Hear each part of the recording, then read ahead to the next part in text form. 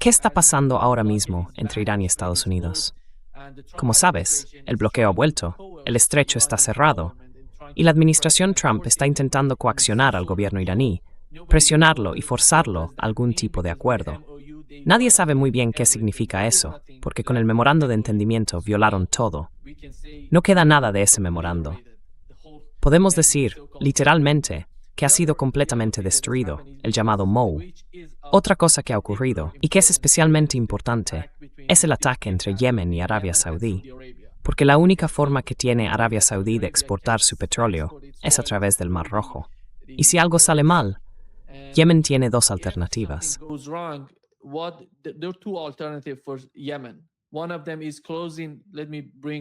Uno de ellos está cerrado. Déjame mostrar el mapa, porque ahora mismo el estrecho de Hormuz, lo ves ahí arriba, está cerrado. Y el otro punto es Bab el-Mandeb, en el Mar Rojo.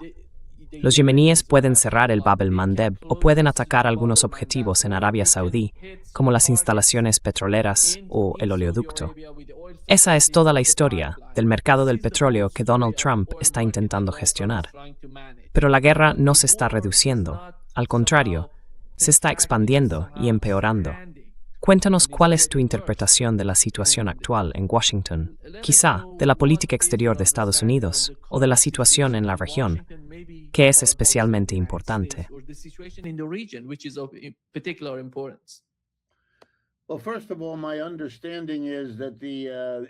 Bueno, para empezar, por lo que entiendo, el gobierno iraní ha dicho oficialmente que el memorando de entendimiento ya no está en vigor, al menos desde su punto de vista. Así que según ellos, Estados Unidos lo ha violado. Ahora Irán lo rechaza. En resumen, ha dejado de existir. Fue un intento temporal de llegar a algún tipo de acuerdo. Creo que lo que pasó, en mi opinión, es que el presidente lo firmó porque necesitaba cerrar ese asunto en un plazo razonable. Y luego le explicaron que había cedido más de lo que podía manejar políticamente con su propia base aquí en Estados Unidos, lo cual probablemente sea cierto. Así que simplemente, como hace con frecuencia, empezó a actuar como si nunca hubiera firmado ese documento. Y los iraníes esperaron unos días, como ya se ha vuelto costumbre, y después decidieron, ya veo, así que esto tampoco tiene relevancia.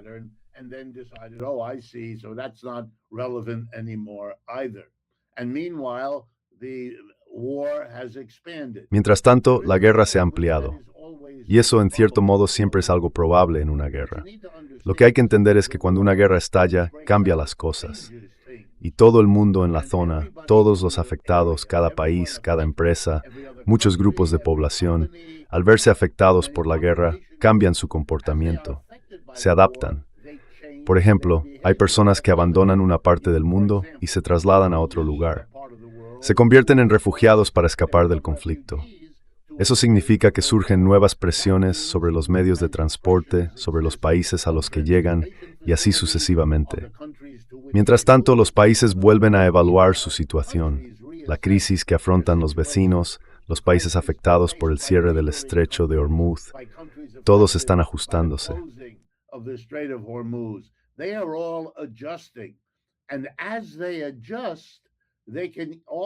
Y a medida que se van ajustando, pueden, no siempre, pero con bastante frecuencia, chocar entre sí y generar tensiones que llevan a algunos países a pensar, ahora es el momento de ir a la guerra. No conozco los detalles y quizá nunca los sepamos, pero es perfectamente posible imaginar este escenario. Que Arabia Saudí, presionada por todo lo que está ocurriendo allí, atrapada entre Estados Unidos, con quien quiere mantener una relación de larga duración, y una nueva orientación hacia China, además de reconocer que ahora tiene que entenderse con Irán de una forma distinta, una que antes no era posible, haya tomado ciertas decisiones. Por ejemplo, intentar que pasen unos cuantos petroleros por el estrecho de Hormuz, y que los iraníes, después de decir, no podéis hacerlo sin el permiso, les lanzaran un misil.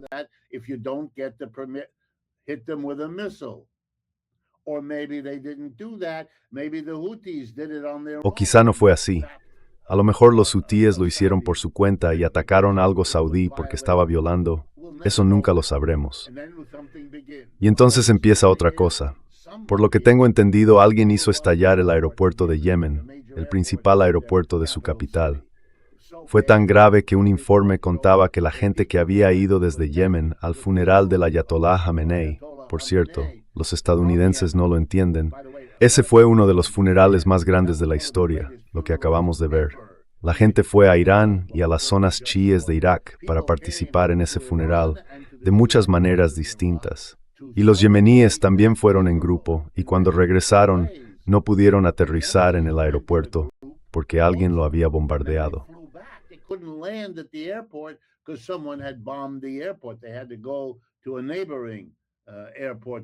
Tuvieron que ir a un aeropuerto cercano que ni siquiera estaba terminado, pero pudieron aterrizar allí.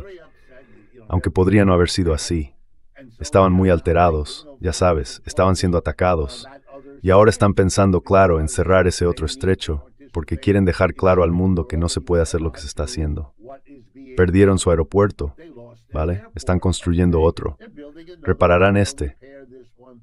No se trata de eso. El problema es que estás metiendo a más gente en una situación de guerra, ya sea provocándola o defendiéndose.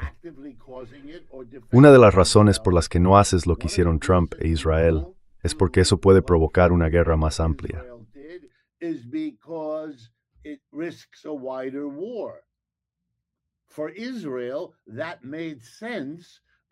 Para Israel, eso tenía sentido, porque esperaban que una guerra más amplia hiciera que Estados Unidos se implicara más a fondo en la situación.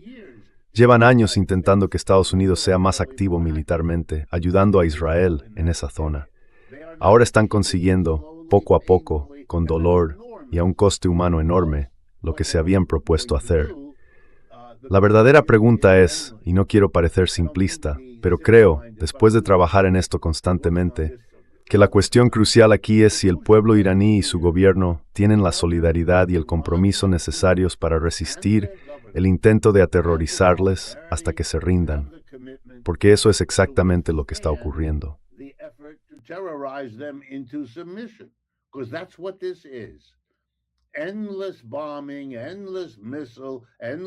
Bombardeos sin fin, misiles sin fin, drones sin fin, todo usando el poder de fuego de Estados Unidos concentrado allí. Ese es, ahora mismo, el único esfuerzo estadounidense para afrontar esta situación. Así que, si eso es lo que hay, la pregunta clave es, ¿puede quien recibe todo eso resistirlo? Los iraníes ya han demostrado al mundo que podemos contraatacar. También tenemos misiles y los tienen. Tenemos drones, sabemos cómo usarlos y hemos demostrado nuestra habilidad al hacerlo. Así que Estados Unidos se enfrenta a un enemigo real, no solo a un pueblo. El reconocimiento de lo importante que es ese enemigo del pueblo se ve en que no hay tropas estadounidenses sobre el terreno, porque sería demasiado peligroso. El coste de eso para Estados Unidos sería aún mayor.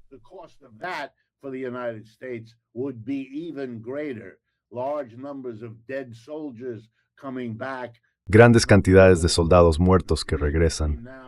No es lo que políticamente conviene entre ahora y noviembre, cuando hay elecciones. Así que la gente ha dejado claro que eso no se puede hacer. Lo único que les queda es el poder aéreo, los misiles y los drones, y los iraníes pueden responder con bastante fuerza. Estados Unidos está dispuesto a continuar porque en realidad los misiles y los drones no están llegando a su territorio. Están cayendo sobre las bases estadounidenses en los países del Golfo.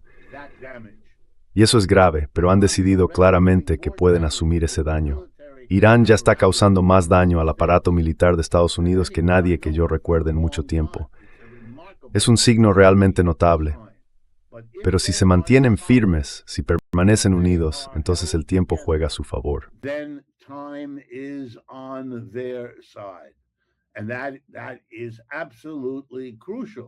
Y eso es absolutamente crucial. Y la razón por la que el tiempo juega a su favor está clarísima. Primero, han agotado, y cuando digo han, me refiero sobre todo a Estados Unidos y a China, han agotado sus reservas de petróleo, o la mayor parte de ellas. Una de las razones por las que el precio del petróleo no ha subido más de lo que ya lo ha hecho es la decisión firme de Estados Unidos de inyectar petróleo en el mercado, y la determinación de China, que antes compraba mucho petróleo internacional, de depender ahora de sus propias reservas y del suministro prácticamente ilimitado que puede obtener de Rusia. Todo eso es muy, muy importante. Así que aquí está el problema. Estados Unidos ya no tiene mucho más petróleo. The United States doesn't have that much more oil. And the Chinese may not have enough, may not. Y puede que China no tenga suficientes reservas o que no quiera agotarlas. Saben que Estados Unidos, cuando termine en Oriente Medio, empezará a mirar cada vez más hacia China en los próximos años. Tienen que ver qué tipo de políticas podría encontrarse. El control que ejerce Estados Unidos sobre el mercado mundial del petróleo es algo de lo que nuestro colega Michael habla muy a menudo aquí en nuestro programa. Todo esto significa que puede que no haya más reservas. China podría volver al mercado y eso implicaría más demanda y menos reservas, menos oferta, más demanda, menos oferta. Entonces el precio del petróleo y con él el de la gasolina, que en realidad nunca bajó tanto, volverá a subir.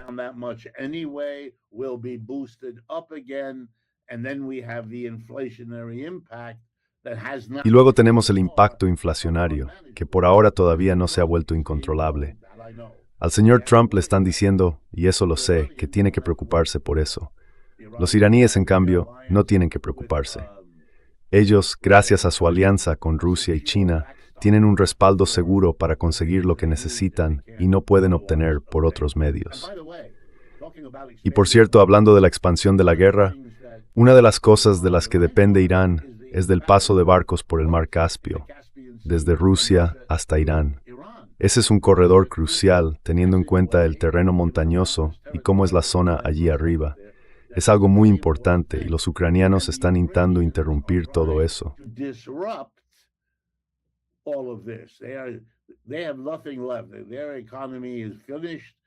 No les queda nada.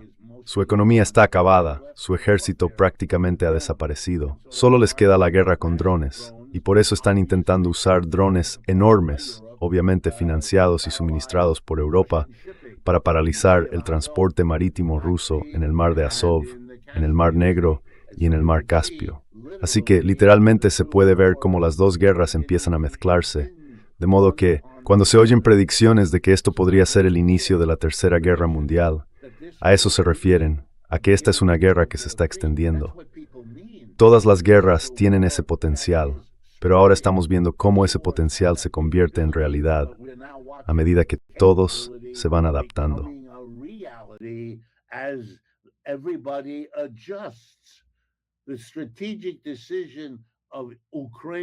La decisión estratégica sobre los drones ucranianos está influida por lo que los hutíes están haciendo a los saudíes, con una nueva maniobra en el Mar Rojo.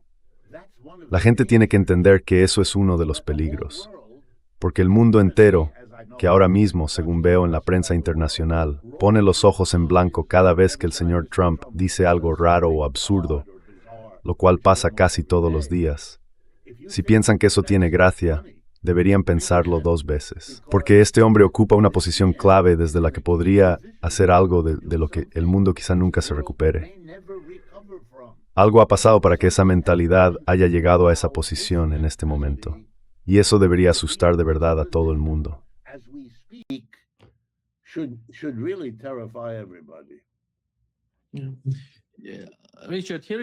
Richard, esto fue lo que dijo Donald Trump sobre la energía y la importancia que tiene en la guerra en curso entre Estados Unidos e Irán. ¿Prevé que los ataques que estamos viendo esta semana contra Irán se amplíen? ¿Están considerando golpear objetivos energéticos u otros lugares dentro de Irán? Dejaré los objetivos energéticos para el final, pero al final los cumpliremos, sí. Pero esta noche vamos a golpearlos con fuerza. Mañana por la noche también. Y la noche siguiente igual. Y la semana que viene será realmente dura para ellos, porque entonces llegan las centrales eléctricas. La semana que viene llegan los puentes. Vamos a destruir todas sus centrales eléctricas. Vamos a destruir todos sus puentes a menos que se sienten a negociar.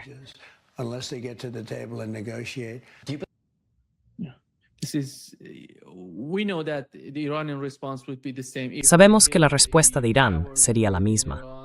Si atacan una red eléctrica en Irán, van a recibir lo mismo en los países del Golfo. ¿Y cómo va a ayudar eso a Donald Trump en el tema del mercado del petróleo y las exportaciones? No se trata solo de las redes eléctricas, sino también de las instalaciones petroleras, que son fundamentales. Pueden ser alcanzadas por misiles o drones iraníes. Este es el juego en el que intenta intimidar a los iraníes diciendo, no vamos a atacaros, pero tenéis que tener cuidado. ¿Cómo le va a beneficiar eso?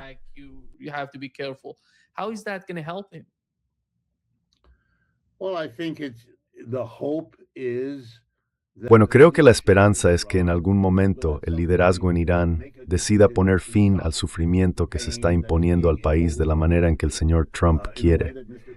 Creo que el problema para el señor Trump es que, para que todo esto resulte creíble, en realidad va a tener que hacer lo que dice. Y eso es un crimen de guerra, según la Convención de Ginebra. No se pueden bombardear centrales eléctricas ni puentes como parte de una amenaza para aterrorizar a la población civil, que es claramente lo que él pretende hacer. Se supone que uno debe limitarse a los objetivos militares. Bien, pero si no lo haces, el argumento más antiguo del mundo es que, cuando te permites violar la ley, invitas a tus adversarios a hacer lo mismo.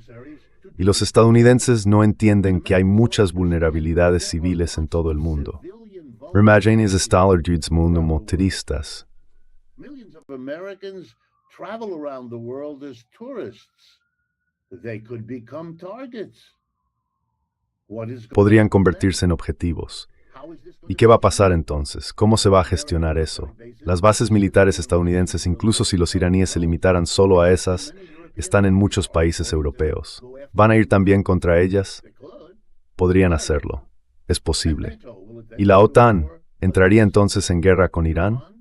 Para empezar, la OTAN no tiene mucho con qué ir a la guerra, y además están realmente preocupados por Rusia. ¿Cómo van a manejar eso? Quiero decir, estas preguntas no tienen respuestas, salvo las más aterradoras. ¿De verdad quieres llegar a ese punto? Yo creo que no. Creo que él espera que este tipo de discurso resulte aterrador. Quiero que la gente entienda que así es como actúan los terroristas. Amenazan, se van acercando poco a poco, lanzan una bomba aquí, luego otra en otro sitio, y cuando no les funciona tienen que subir lo que George y otros llaman la escalera de la escalada, y así sucesivamente.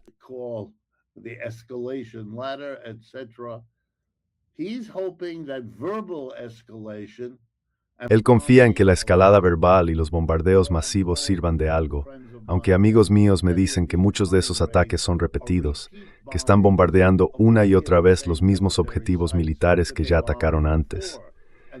Y eso no resolvió el problema entonces, y es poco probable que lo resuelva ahora, porque nosotros, los estadounidenses, no sabemos dónde están todos los misiles, ni cómo controlarlos, ni dónde están todos los drones. Los mueven constantemente. Gran parte de todo eso está bajo tierra. No se puede rastrear como estamos acostumbrados, y así sucesivamente. Ya sabes, Ucrania está intentando librar la guerra con misiles y drones, porque es lo único que tiene, ¿no? Y la enorme Rusia, que supera con creces a Ucrania, está ganando la guerra, si uno presta un poco de atención.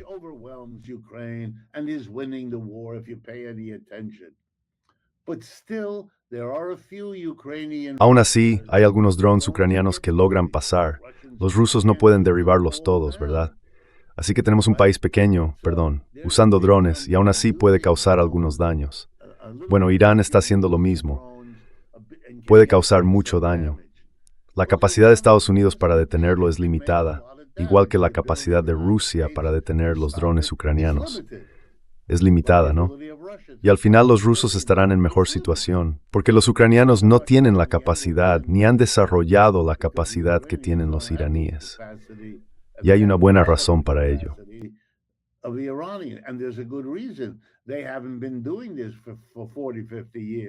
Ellos no llevan haciendo esto 40 o 50 años.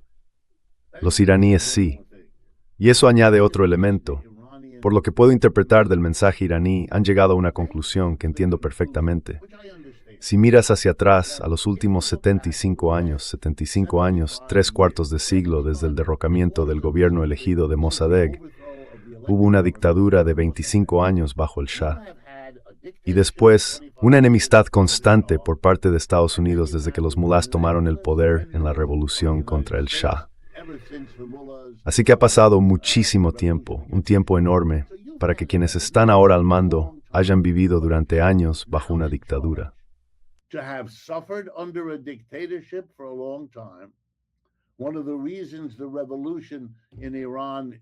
Una de las razones por las que la revolución en Irán tomó la forma que tomó fue que el único lugar seguro frente a la SAVAK, la policía del Shah, eran las mezquitas.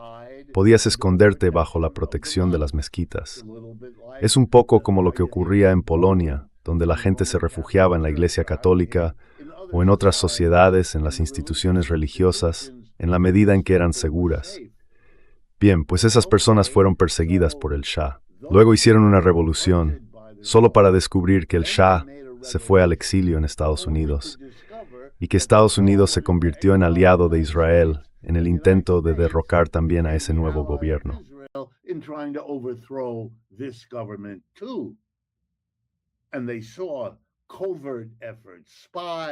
Y vieron operaciones encubiertas, espionaje, todo eso. La gente debería recordarlo. ¿Recordáis aquella época en la que a todo el mundo le explotaba el teléfono? Habían descubierto cómo hacerlo. O cuando mataron a Soleimani, perdón por la pronunciación, el famoso general. O la guerra de hace un año, cuando Israel. Ellos lo entendieron, y esto los estadounidenses deben saberlo. Están bajo ataque constante. Luchar ahora es poner fin a ese periodo de 75 años. No más dictadura impuesta por el MI6 británico y la CIA en 1953. No más familia del Shah gobernando nuestro país. No, que no sean los Estados Unidos los que nos amenacen, ni Israel amenazándonos. No, no, no, no, no. Tenemos que poner fin a todo esto. We have to bring this to an end.